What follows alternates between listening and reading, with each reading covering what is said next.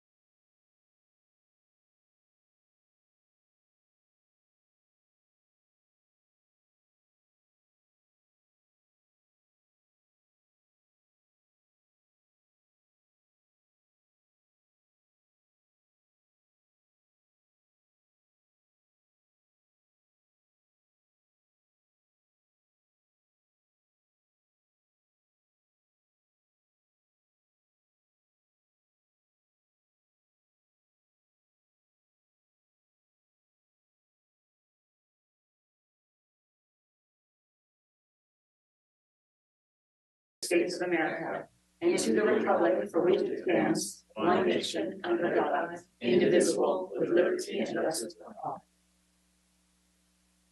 Moving on to the gender reorganization is NC.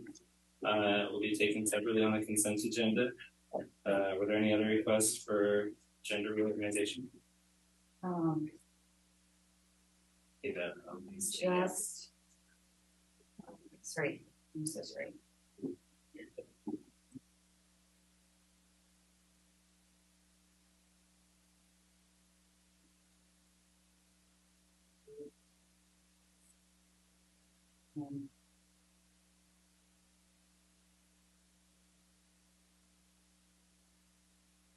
You can let me know after the report, maybe. I'm so sorry. Yes, I want to take the the approval of the lowest responsible bid, MJ Technologies, separate. It's on 206. It's on 206. I just can't remember what part that. So that would be 11B. They're all done separately anyway. It's not. Well, see to it. Already done.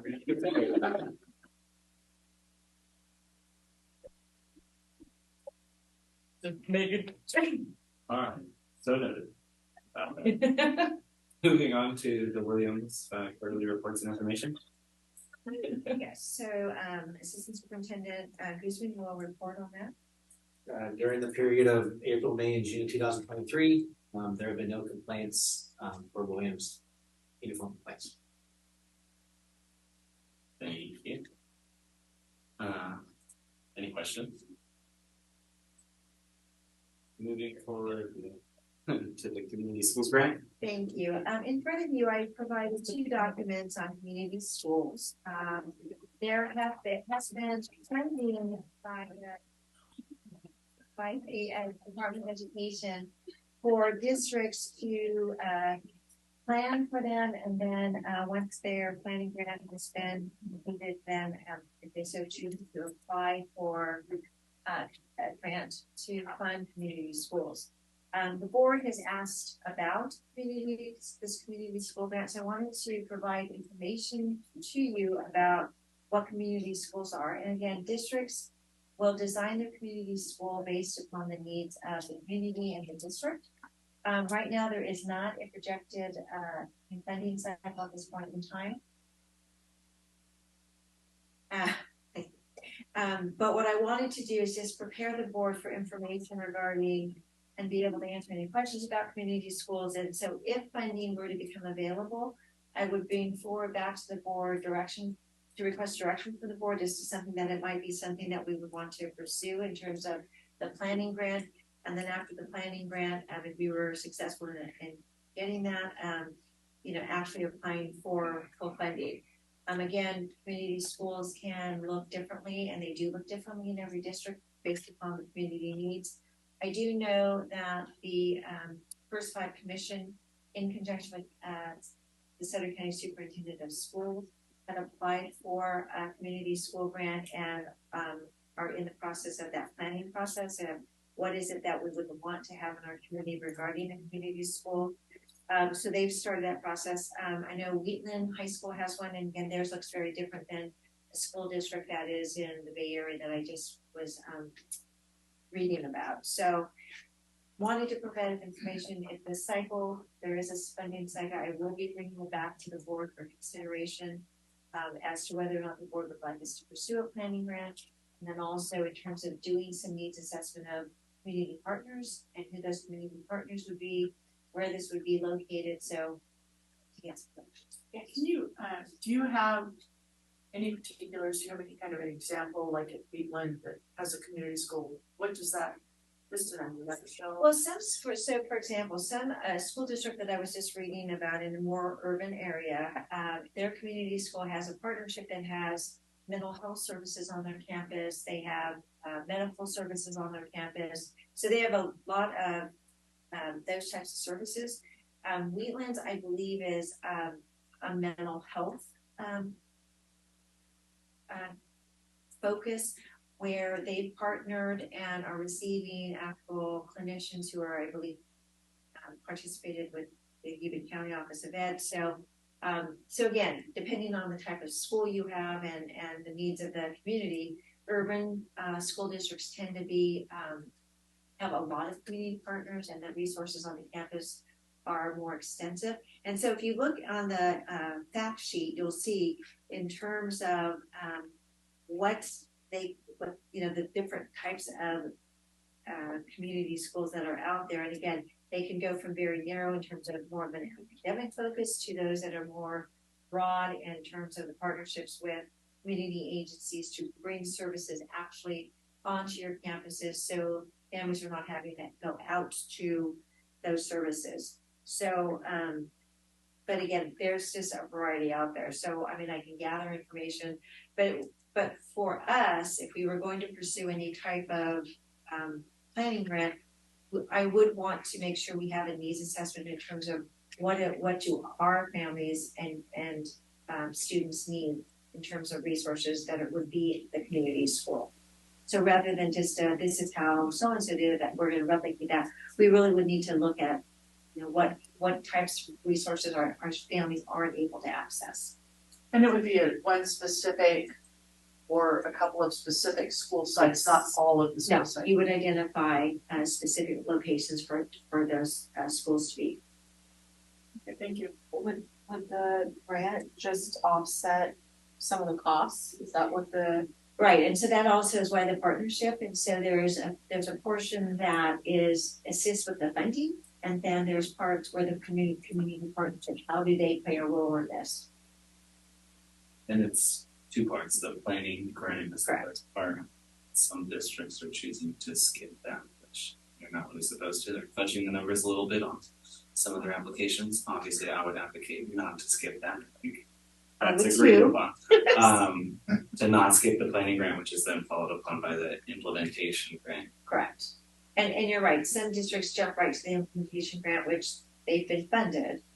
But I do think if you're going to do something like this and you're going to do it well, you need to take the year to plan and really get your community invested in it and make sure you've developed a community school that truly meets the needs of your students and families. So one size all doesn't fit necessarily. that thank you?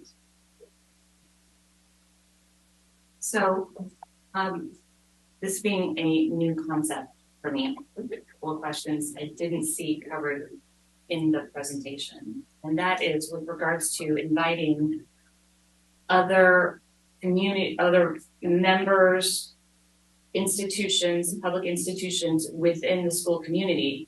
What would the organization flow look like? So if we're bringing in social services, obviously they now working for us or for the Department of Education, or is it like inviting your neighbor to live in your house with you? I mean, so districts have done it both ways in terms of, we're going to offer these services and we're going to offer those services through our own employees. Other districts have formed a partnership through an MOU with, a local clinic who then runs their clinics on your campus. So it has my oversight question though is, right, like I don't expect to run a dentist office. But if they're doing business on our property with our students and parents. So that is why the planning process in terms of what an MOU would look like in terms of having agencies on your campuses, and anytime you have an agency on your campus, what does the MOU look like to ensure liability issues, protections of our students? Those things have to be worked out anytime you bring another agency onto your campus. And none of these are new services, correct? It's just the question of community school. Again, totally new concept.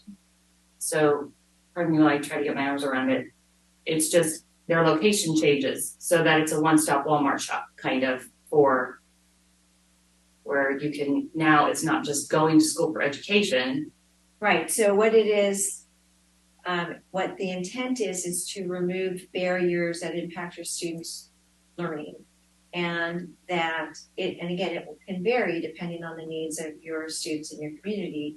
Is that yes, it can be a variety of services. It can be a narrow focus in terms of tutoring and academics. It just depends on what the district and what the board wants to focus on as you go through that planning phase.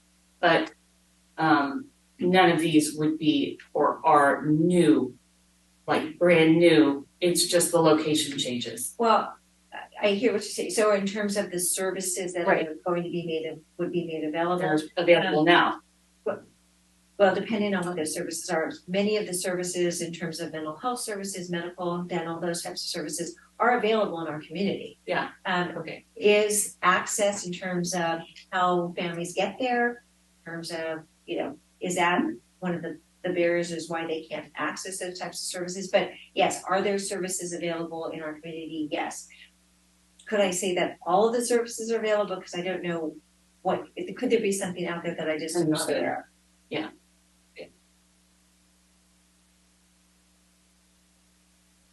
Any further questions? The funding becomes available for a planning grant. I will bring that forward for board direction. Moving on, please. Comments from the public on items on the agenda. We have no requests for comment, correct? Moving on to the consent agenda, with the exception of item 10C. I second. A motion by member Dami and a second by member Lamb to approve the consent agenda with the exception of 10C. All those in favor? Aye. All those opposed? Hearing none, the motion carries. Moving on to 10C, it was an abstention, correct? Yes. Okay, then could I have a motion on 10C? I move that we approve 10C. Second. On a motion by member Pretty and a second by member Core to approve item 10C. All those in favor? Aye. All those opposed? And abstentions? Aye. There we go. Member Dami abstaining. Motion carries. That's on the moment. Moving on to action 11A, Sutter County Superintendent of Schools escape currently contract. Yeah, so this is an annual report that we approve every year. The district moved to escape a number of years ago. I don't even know. I wasn't here. 18 maybe? No, anyways. A number of years ago. So this handles our HR and all of our accounting features and our purchasing. So it's obviously a very central part of our operations. And so this is managed by the county, and all the all the districts in the county utilize this service, so we're looking for approval of this contract. I just have a question, not necessarily, I don't have any concerns about the contract, but this is the substitute management system as well, right? No. Piece or Oh, actually, yeah. So Frontline has, yes, Frontline has been buying a lot of different companies, and one of them is the assets management portion as well. So I know it's been brought up before, and maybe this is just a comment, and maybe we can talk about it at a later time, but when we have our substitutes, getting them paid in a timely manner, like where it's the next pay period as opposed to it being like a month and a half out, maybe we can bring that. Yeah, I mean, we are, as we bring on a new HR person, we'll continue our process of looking to improve that cycle and also move to more of a more efficient way of doing that, more on electronic forms type of way of doing that. So that's a project that is important, but we need to get HR on board with that. Okay, maybe you and I can talk about what the current process is at a later time. Yes. Okay. I'm not sure if I'm Just like there, but I but just an overview of like the flow. Sure. Perfect, thank you. There's no other questions I can. I make a motion to approve. I'll second. A motion by member Damian, second by member Pretty to approve item 11A. All those in favor? Aye. All those opposed? Hearing none, the motion carries. Moving on to 11B. So this is a technology purchase that supports Chromebooks in the classroom. It's essentially, and other devices. Essentially, it's charging stations to help support our Chromebook one-to-one policy as we move forward and went out to bid. And so the most responsible bidder is who we're recommending approval, and that is MJ Technologies. Are these charging stations like the carts that they currently use? So they're not carts, right? Well, so they're not the carts, but they're like little pedestals, I guess you might say. So they have a small footprint, and they're portable, and then they have a number of plugins for. So if you've got your students sitting in desks in rows, how is that going to be effective? The good news is we have flexible furniture, and if we have to do some rearranging, Not in a high school classroom. that's the bad news. That's right. so it's, I'm not going to say it's a perfect solution, but it's a solution to help support that. And teachers gave input onto what would be the most helpful in their classrooms? I don't know the answers to that on this particular item. So you mean in terms of charging? Yeah, just anything that's going on in the classroom, you need to make it as easy as possible. And the teacher who uses it needs to have some input so that it's actually something that helps and doesn't hinder instruction in the classroom. So that's my question. No input was given? I don't know the answer to if there's input on the charging systems. Okay, just asking. So, Is there one per classroom? Potentially multiple. So if we, I probably would have to see if we can recognize our director of technology, if we can get details on additional questions on this. Yes. Okay. Robert. Thank you for coming. You're welcome. Ready for me? All right. Can you hear me? Push the button on the bottom. Got it. Speaking of new technology, we got it right here. So on the one per classroom, so these are for the classrooms that are getting new furniture. So, and there's one per classroom. They are flexible in the sense of we're kind of limited on safety. So we need to make sure that they're safe and that they can move into areas. So they have wheels on them and things like that. We also have one of the wire mold strips that are going to go with these in the classroom. So it can charge up to 12 each. 12 different devices can be utilized this at a time. And there's 4 faces on it. So there's 4 sides to it. So it can be utilized in multiple different configurations in the room. So the whole point was to be flexible. So is it kind of like a tower? It's a tower. It's a tower with wheels, basically. It's maybe about, this big. It's not very big. And also has USB capabilities as well. And so the classrooms would still have their Chrome cards for long-term charging. And then this would be as like an emergency, let's say that, 4th period rolls around, somebody forgot to turn off the computer. Correct. It takes a battery. Correct, and it also could charge like iPads and things like that, or whatever they have in the room that they're using for their instruction aids. As well as, so the Chrome carts, there's 16 chargers in the Chrome carts, but we had to pull, so usually there's 36, but because we don't need all of those in there, and we have to actually hand them out to the students and have extra ones. So we had to pull those back, so there's 16 in each one of the Chrome carts, the existing Chrome carts that we have, instead of the 32. So that's the other additional reason why we needed this as well. So, sorry, I just have another question based on that, just so I can get clarity. So we had the big Chrome carts that you were able to put like essentially a class set inside to charge. 36, correct. We consolidated those to where we're only using the top two, or is it that we got rid of those and we're getting new?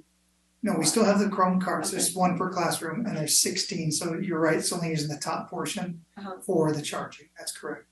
Okay. But the rest, again, there's some reasons why we need to make sure we have enough of the chargers so that if a student needs to take it home and they forget it or whatever, or in the classroom itself, they need this flexibility to be able to use it. They can actually check those out, or we can give it to them. So we don't have the capability to charge a full class set with the. Not in the classrooms that are one-to-one. Because they're take home, right? because So they're they take take it home, they get the charger with them, right, yeah. So Okay, the but that's- regular classrooms are going to, yes, they will have 36 chargers. Thank you, appreciate that. Okay, but that's, so okay. The way I understand a charger is, it is a cord that goes to the device and then plugs into an outlet Correct, to bring power to the device. Correct. So that's what I'm calling a charger. correct. Okay, fantastic. All right. The other thing is, but these are charging stations. Correct. To charge items, right, that we're doing because of the one-to-one, right? Correct, But the Chrome cart also charges. correct. It has a charger in it. So the charger that you're talking about, device that charges, Yes, the cord. that is inside of all of those Chrome cards. Kirsten, think of the tower if they want to purchase the portable outlet. Right, I understand that. I'm asking the other question, thank you. The other question I have, so it's basically like a fancy outlet strip. Correct. Yeah. Yeah, that stands up. Yeah. Yes, okay, thank you. So then my other question is, what preceded this bid? Like, what was it that was said, oh golly, we need, where we're gonna need this? So going one-to-one, you need to have the ability for students to charge and actually use the laptop, the Chromebooks at the same time. But it's one-to-one and they're taking them home, is that, am I wrong? Correct. So maybe I can hit this a little bit. So we're trying to anticipate things that go wrong, right? Because we know that that's gonna happen, right? You know, we're gonna have some kiddos come to a class, forgot that, you know, they got a half dead, you know, Chromebook, give me the last two classes, and then third class, you know, they're dead. So we're really trying to, you know, set this up for success, and this is one of the ways that we're trying to do that. Well, to that end, if I may, right, when do you find out that your item isn't charged?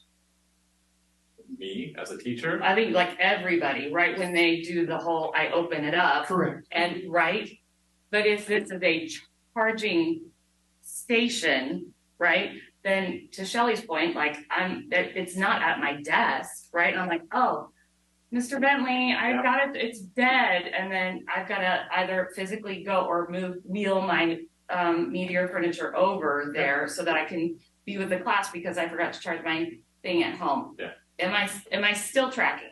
who's tracking? Yeah. Okay. That's correct. Because that is kind of in a sense key in the moment is that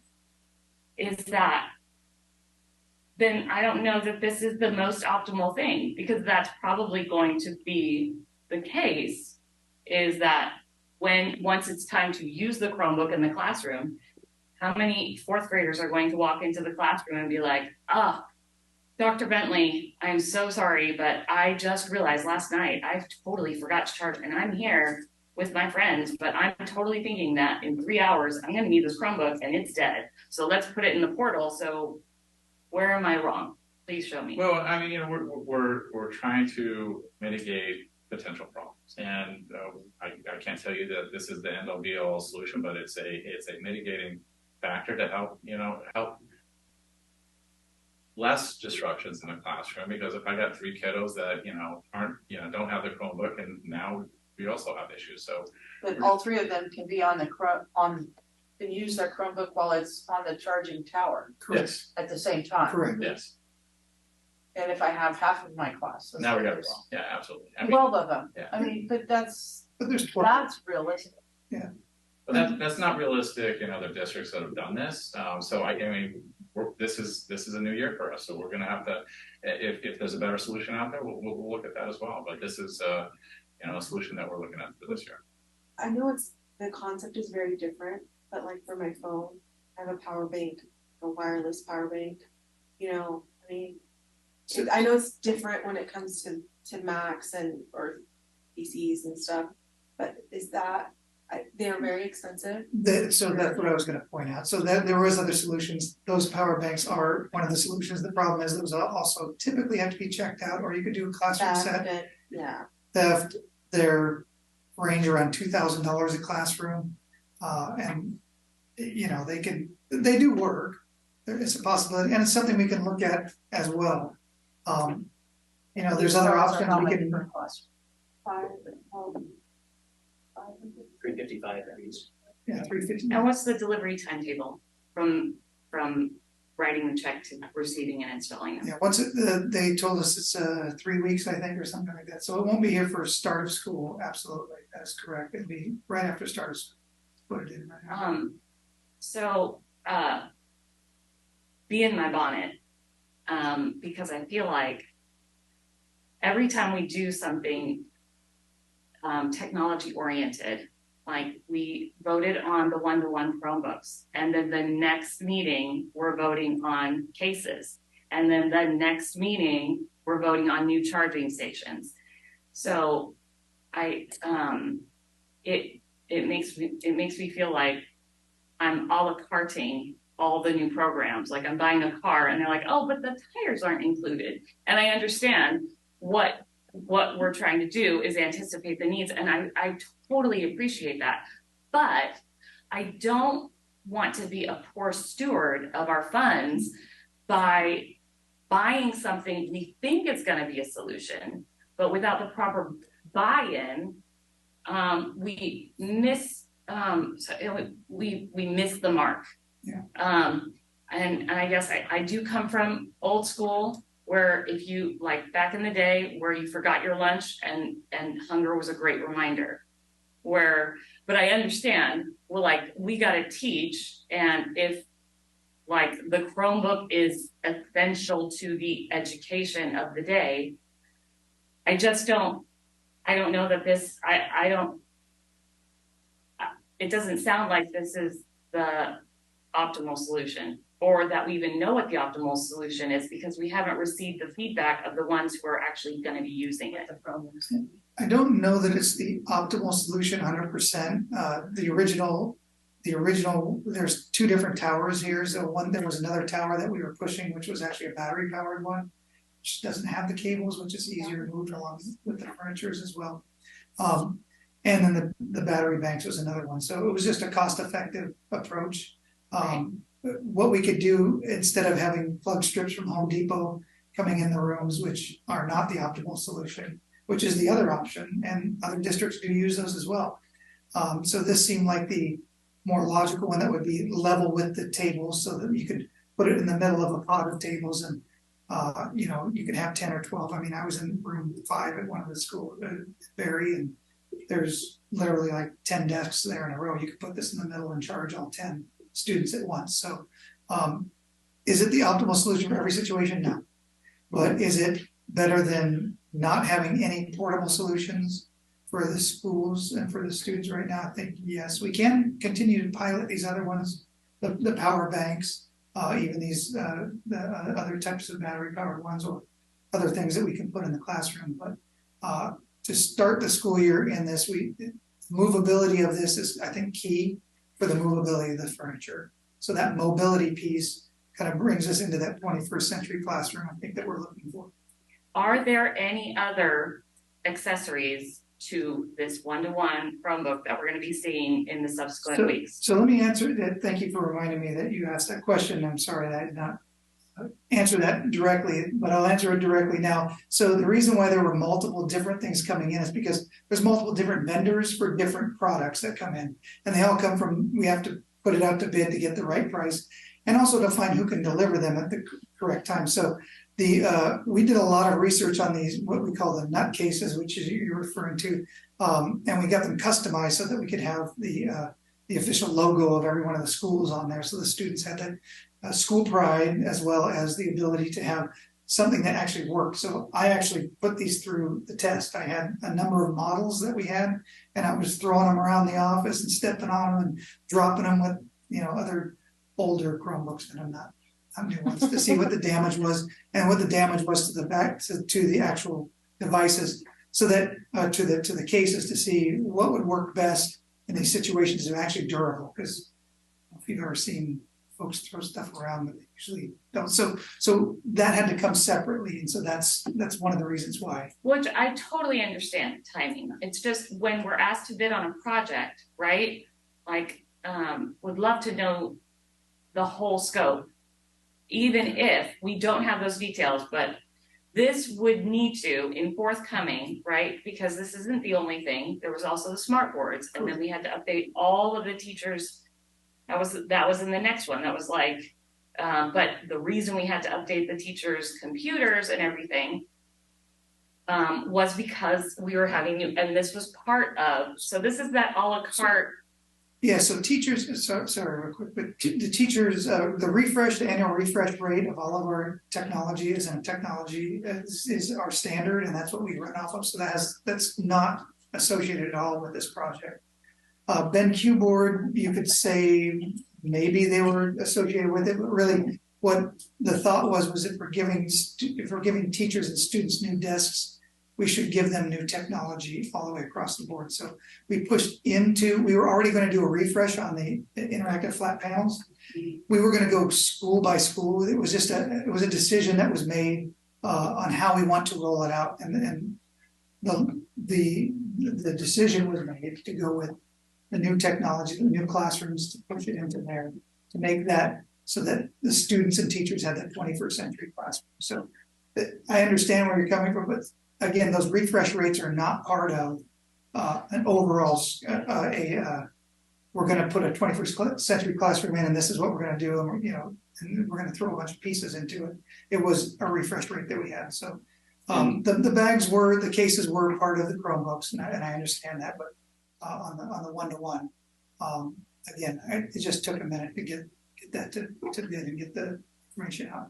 So and apologies for that. The request from Kirsten Tues was one for the superintendent to work with on her staff, which is that if there's an item that's multifaceted and we know there's something coming down the pipe, can we make sure we know that is coming down the pipe at the very least? That's correct. So when and I've had a conversation with members this year, but it's the idea that if we're coming from any type of new project, that we present a scope of work and the items that will be needed to complete that scope of work, so it doesn't feel like it's a la carte. That you see that we're going one-to-one, and to go one-to-one, those one-to-one devices will need pieces, and we also will be coming forward with a bid for a tower. So that those things are coming, so it's not coming Piecemeal.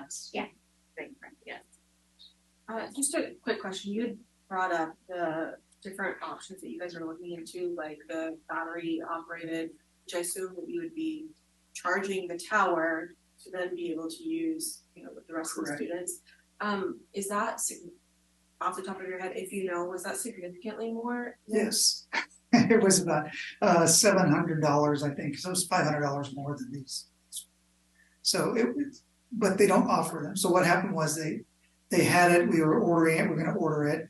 It was part of our kit, so to speak, and then they pulled it off the market because there was some design flaw or something. So, yeah, I mean, I completely understand, Kirsten, what you're saying, and I agree. I think that if we, get something, maybe even like a picture too, like within the report, if there's something we're going to be purchasing, maybe a picture of it so we can get a better understanding. The only concern that I have is the tripping hazard. in the classrooms, which I understand you're gonna put probably strip that looks similar to that. A little less obtuse, but yes. Sure. But that's the only concern really that I have. I understand the need for it.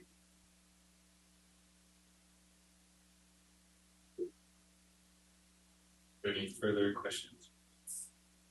I don't know that I got a firm answer. Is there anything else with regards to the Chromebooks that we're gonna be the one-to-one Chromebook that's coming down that we know of? So are all the components, I'm looking at both Tino and Robert in terms of the one-to-one devices, the Chromebooks, the cases, the towers. I think that because are there any other components that need to be discussed now as they'll be coming forward in the future? I think we might have I don't know that they've been brought forward to the board yet. We are doing a refresh on on our, what do you call it, our data pucks or whatever, what do you call it? Wi-Fi hotspots, thank you. Wi-Fi hotspots. So we typically will give students who don't have internet at the home. We have given them Wi-Fi hotspots in the past. We ordered 300 of those because we originally had 450 of them.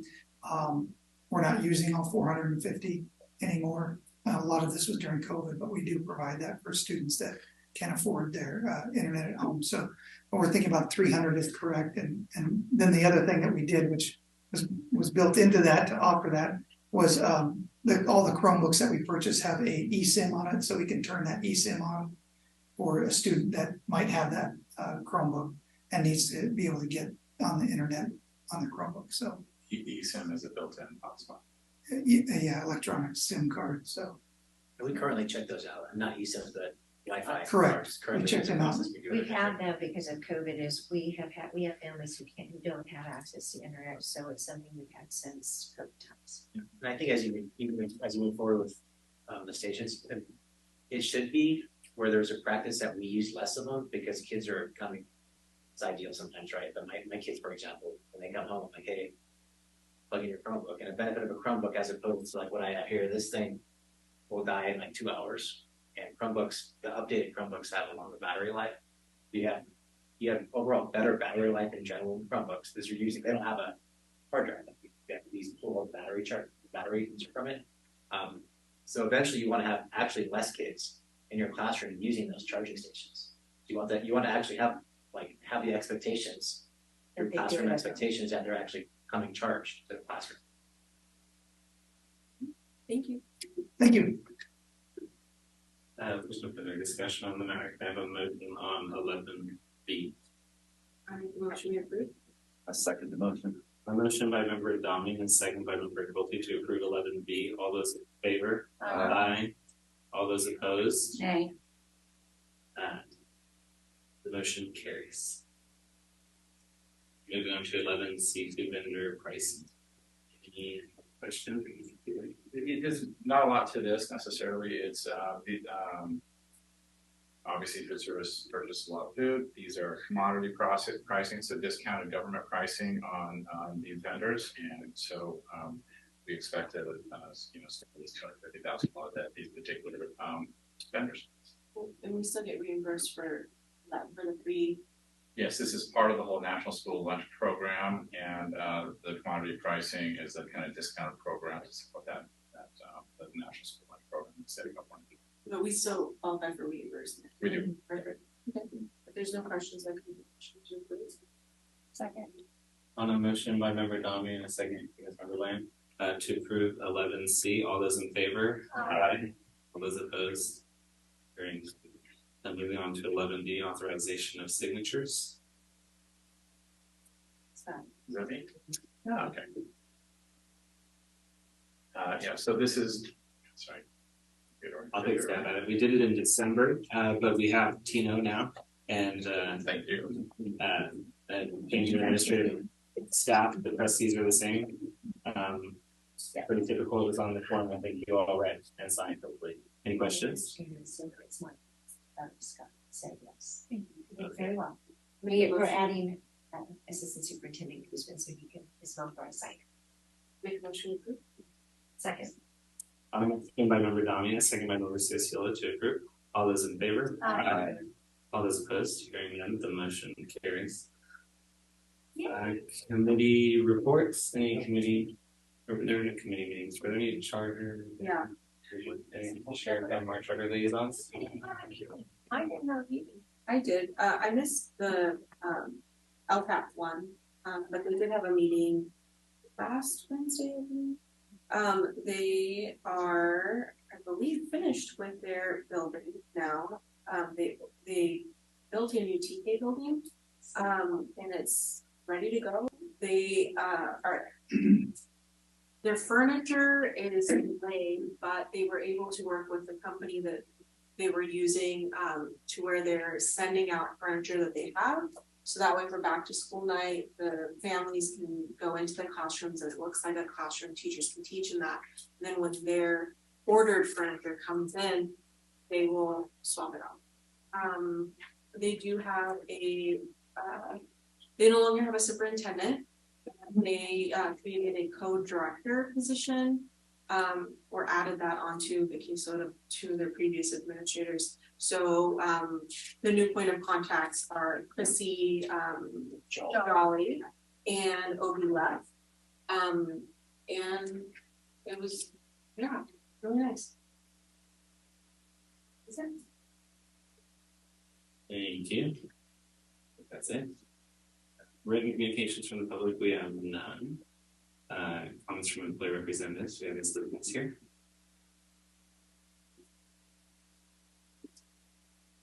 On? I think good evening, board members, staff, and anybody out there. Via Lucas, President of Yuba City Teachers Association, and it's July. Normally we'd say it's July and it's the middle of summer, but no, it's not the middle of summer anymore. It's the end of summer, because on August 4th, Yuba City Unified Teaching staff and certificated employees will return for professional development. That's Friday, August 4th at River Valley High School. It's our understanding that it will be the entire staff of Yuba City Unified all together in one place, in the MP room at RV. So that's exciting. It's been something we've wanted to do for a long time, have everybody in the same place, kind of start the year with the same common message and shared vision. 2 days before that, on August 2nd, is the first day of work for new YCTA bargaining unit members. And in that new teacher welcome, it's that collaborative event between YCTA and YCUSD as we serve lunch together, welcome our new teachers. They get some training, they get some opportunities to find their new home in Yuba City Unified. I thank this board for considering community schools. I've heard wonderful stories about community schools and how they provide a one-stop shopping and for students and services, and connecting our families to our schools so that we become a community center and can best serve the needs of our students. We can be in partnership with our parents and our community, and this would be a great opportunity. Also thank Board Member Dami for bringing up the issue of timely payment with regards to our substitute teachers. The 6-week lapse between your work and pay may deter some folks from subbing, but it's also an issue that affects your current employees, as if a teacher works extra hours, they also wait 6 weeks to get paid oftentimes. Any work, for example, after August 18th won't be paid until October 10th. And that's a long wait. So we hope that as new personnel comes in, as the district continues to explore electronic options, that process can be expedited. And finally, tonight, as you considered that tech purchase, I appreciate all your questions, your due diligence to ask, what are we doing? Because I'd like to know what we're doing. I think it's really important that we make strategic decisions with regards to money and tech purchases. At one point in time, we had an active tech committee that was collaborative and involved all players. I think it's critical that we ask teachers who are going to be using the equipment in classrooms with students to be involved in making decisions about what might best mitigate the anticipated problems that those familiar with tech anticipate. Teachers in the classroom working with 30 to kids might identify different issues that need to be solved. I have other questions such as where are the Chrome cards, because they aren't in every classroom. I'm hearing from teachers that their Chrome cards aren't there right now. Which classrooms were identified for one-on-one devices? These are all issues that together we can help be in partnership to mitigate problems. So I look forward to getting more information. I am sure new Assistant Superintendent Guzman will be able to give me lots of answers. So I appreciate all of our efforts to do the best we can with our students and look forward to welcoming them back on August 8th, welcoming our new employees on August 2nd, and being together all in the same place on August 4th. Thank you. Thank you. Comments from board members? I went brief. Dina will be welcoming many members to YCTA, I'm sure, this upcoming school year. And I know, having just set up, for example, a classroom for myself last year, that sometimes us teachers incur more expenses than we should, making our classrooms personal on our own. So CTA is offering for the first time this year a $300 grant to all first-year teachers. So if we have any first-year teachers out there who are listening, which I know none of them are, because they're singing. But if you know any first-year teachers personally, I would strongly encourage you to tell them about the opportunity if they happen to be a member, because I wish I'd had that opportunity myself. $300? Yeah, free $300. So that's mine. Anyone else? 2 weeks. I don't want to hear that comment. I just want to comment that when I was teaching, I used to enjoy a nice long summer break. And it seems that a nice long summer break is more like, I don't know, winter break these days. I mean, it's just really, really, really short. So I hope that all of the people who will be working directly with kids very shortly have had enough time to really relax and rejuvenate and are ready for the upcoming school year. And fingers crossed, we have a much easier, saner, more civil beginning of the school year this year than we've had just recently post-COVID. So that's my wish.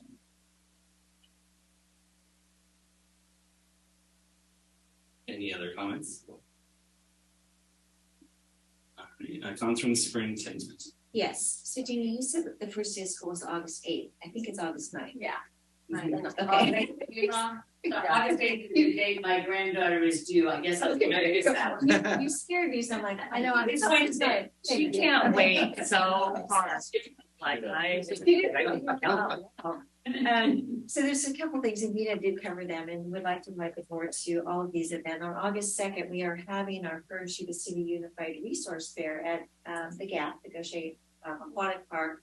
We have multi-agencies there. We'll be giving out our backpacks to our families. And so that is at the Gap from 8 to 2. On that same day is our new teacher, new staff, certificated staff orientation. It's at Yuba-Sutter High School. And that begins at 8 a.m. Multi-purpose room. And the other one's 10 to 2, right? Oh, 10 to 2, thank you. 10 to 2 is a resource fair. What time is the new teachers? Starts at 8 in the Yuba-Sutter High School, multi-purpose room. And then what was 10 to 2? That's the resource fair. So resource fair on August 2nd is 10 to 2. The new teacher or new certificated staff orientation is at Yuba-Sutter High School in the multi-purpose room, beginning at 8 a.m. And you'll email these, right? Yes. Sorry, everyone's like scribbling. I just want On August 4th, it is our all district welcome. It is the first time, well, we have had this before, but it will be classified and certificated. We are shutting things down so staff can participate. It is at River Valley High School gym. Out in the shaded area, the shade structure at 7:30, there'll be a light coffee, breakfast, and treats. It will move into the gym at 8 o'clock for start for our keynote speaker. And the gym or the multi-purpose room? I'm sorry. It's the gym. The big gym. Speak gym. Yeah, big gym. And the first day of school is August 9th. Dina's thinking about a baby, but August 9th. And so I do have to just also, you saw some of our summer graduates. We had 38, and I want to again compliment our teachers who worked this summer. Actually, to your point, things seem to be getting more condensed. We have, breaks within the school year, but it condenses the summer. So we not only had summer school, we had enrichment programs going on through our ELOT program. We have had our custodial staff, furniture's being moved in, technology's being moved in. Our maintenance crews have been working hard in this heat to make sure schools are ready, and our team here in the district office have been working really hard to get staff hired, get the paperwork done, so we've got staff on board for the first day of school. So I have to just thank both our classified and certificated staff. This has been a busy summer, but they have, the benefits of the graduates today are a reflection of what can happen if we come together to make it happen for our students. So thanks to everyone, because it has been a very short, fast summer break. So, but yeah, well, lots of fun coming up in the next few weeks. An August 9th start. All right, thank you. Thank you. No further comments, questions. Our next board meeting is August 8th, not the first day of school.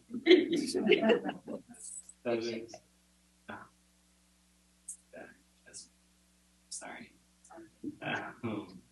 The session begins at 7 p.m. May I have a motion to adjourn? So motion. A motion by member Ciociola and a second by member Domi to adjourn. All those in favor? Aye. Those opposed? Hearing none. Can you have your teeth? Talk about yours. Yuba-Sutter.live's local government live streams are presented by Plumas Lake Self Storage in Plumas Lake, where lifelong local residents are helping other residents keep things safe, providing indoor storage units, outdoor RV and vehicle parking, moving supplies, and Penske truck rentals. Details at plumaslakeselfstorage.com.